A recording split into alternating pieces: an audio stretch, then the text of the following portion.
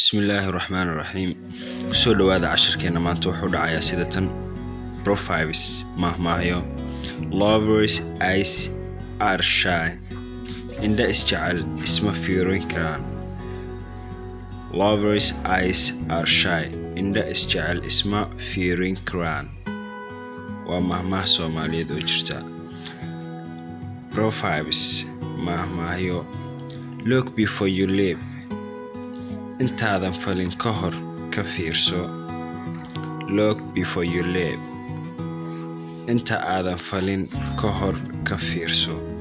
oo macnaheedu yahay intaadan waxba sameynin ka hor marka hore ka fikir waxa aad sameynayso inay yihiin wax wanaagsan iyo wax xun. Proverbs mahmaayo. Talk is like a tendon that can be moved to different places.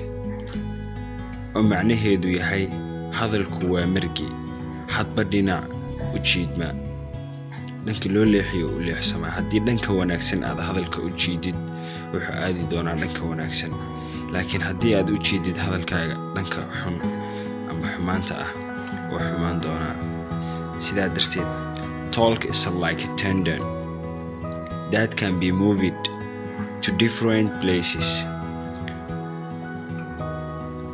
hadalku waa margi hadba dhinac u jiidma hadba dhankii loo jiidana loo jiidin karaa macnaha hadalka laga wadaa.